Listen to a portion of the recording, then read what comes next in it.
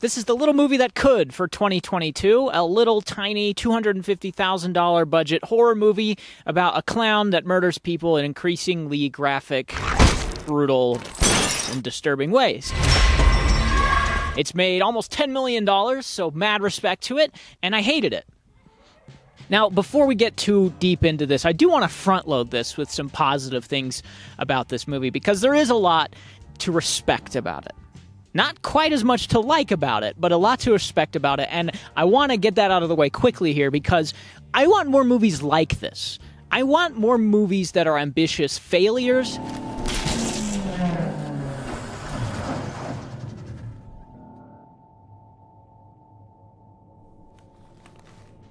I'm sick of those movies that are super safe cash grabs, that are sterilized beyond belief.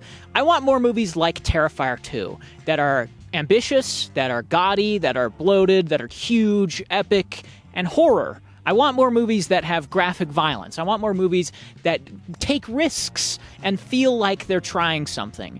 Because we need more like it. We really do. There's just not enough these days that are trying stuff like this. Art the Clown! But the majority of movies with a $250,000 budget don't even get $1 million back. So huge respect to this movie for winning over audiences, horror audiences specifically. And this proves, to a certain extent, that if you make something interesting, people will come to see it. Word of mouth will bring people out. And this has been in theaters for a good amount of time. So I have a lot of respect for this movie in that regard. I do want to address a couple things I like, and that's mostly starts and ends with the practical effects and gore in this, which look pretty good. A lot of it is pretty convincing. For a $250,000 budget, to have legitimately good-looking practical effects, that's impressive, and I give them mad credit for that, because a lot of it is gruesome. It looks gross. A lot of it looks pretty good. I mean, like I said, that one scene when he's mutilating this girl who's still alive on her bed in her room, some of that, it's just too much of it, and it starts to break down. But other than that, it does look good. There's one sequence when he's in a Halloween shop and he chops this guy's head off, and it looks great. It looks really good and convincing, because you get this animatronic eye that's moving in the rubber head that makes it look more convincing. It's good stuff. So I have a mad respect for that. A lot of the costume design is solid. The warrior angel thing at the end looks pretty good. So I have a lot of respect for this movie. I do. I wanted it to be better than it was, though, because there is a lot of craft going into this, like I said, with the practical effects. It's just a guy that wanted to make a movie. It's a guy who wrote, edited, and directed his own movie, and this is exactly what he wanted to make, and people are responding to it, and I love that for this movie. I really do. Now, did it resonate with me at all? No. I hated this movie. He wants to dress up as a real guy who murdered 9 people last year. Oh, you're not doing that? It's just a costume. The biggest problem with this movie overall is its length. It's 2.5 hours. A horror movie with a killer clown is the same length as The Fellowship of the Ring.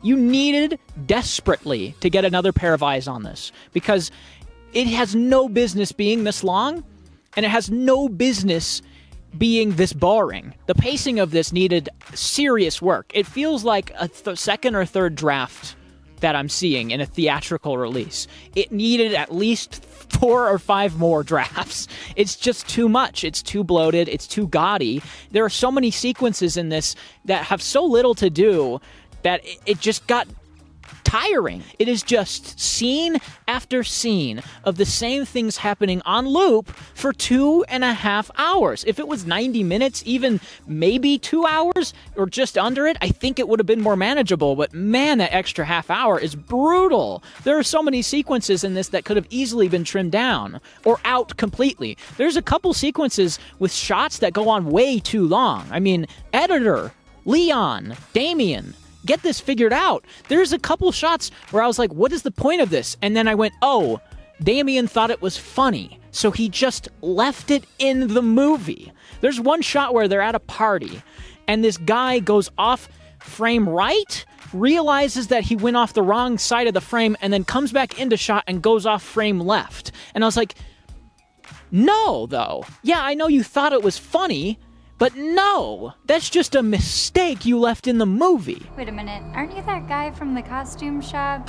Sir, what are you doing? It wasn't me. He was covered in blood on his shirt and his hands when he got here. Everything just feels like it goes on too long. Even the kills in this, I feel like you could have trimmed down to be way more effective. There's one where he breaks into the house of a friend of our main character, and he's just like mutilating and torturing her for 5 to 10 minutes straight. And at some point, it just becomes numbing. And that's the problem with horror today, really, is that it's either one extreme or the other. There's not enough or there's too much. There's very few that find that good balance. Barbarian does, the new Hellraiser does, where it's just enough to be effective. But this is just an extreme to the other side. It's just way too much. That sequence where he's mutilating this girl and she's still alive through all of it, I don't know. She got scalped. Like, I don't understand how you survive getting scalped, your arm ripped off, and then like holes cut into your body. You'd at least pass out, right? And that scene just goes on and on and on to the point where at one point her mom comes home and it's still going on and the whole room is covered in blood and she's just like an animatronic corpse and she's like, mommy. And it's at a certain point, it's just not effective. You needed to trim that stuff down or out because it's not effective at a certain point. Yes, it's graphic, and I like graphic violence, and I like graphic horror movies, but cut it down. So we should talk about the story, though, and there isn't one, so that's easy. The story is our main character, played by Lauren Lavera, I think. She is a high schooler, I think. That's another thing. All of the ages of these characters make no sense in my brain. She looks like she's mid-20s, late 20s, early 30s, and she's playing a high schooler. And she has visions of Art the Clown, and she goes and parties, and her of a friend puts Molly in her cocktail or vodka or a rum and coke or whatever, and she gets blasted because of her friend, and then she kills Art the Clown.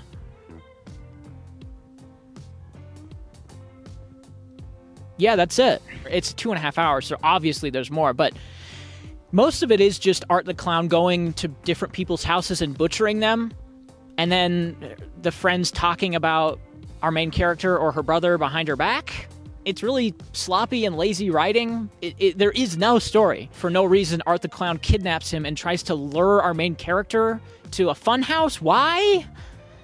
Why did he kidnap a kid? He never does that to anybody else. Why didn't he just kill him?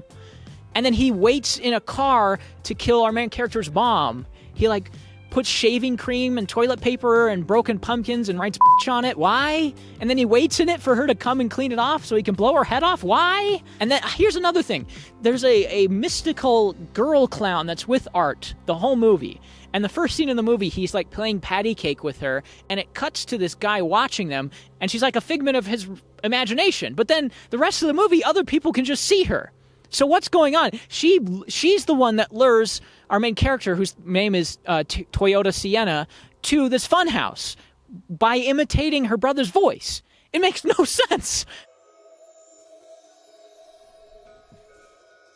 Brew! Gotcha. Scared you. The characters are nothing. There is nothing happening. It wants you to believe that there is character development going on with our main character growing into someone that defends her family, but she doesn't ever not do that. You have to at least establish at a certain point that she's like cowardly or not a great person, and then she can become this warrior angel that she's dressed up to be, which is what they're going for, and it just falls flat because she was never that. She was never anything. She was just someone that wandered around scenes and then got scared sometimes and had panic attacks sometimes, and then she kills Art the Clown. Or at least she cuts his head off, because apparently he just can't die. He'll probably be back. I don't know. And then her little brother, they want to have some kind of character development with him that falls flat, too. They want to paint him as a potential, like, serial killer in waiting. He loves serial killers, and he's interested in them, and he's looking them up.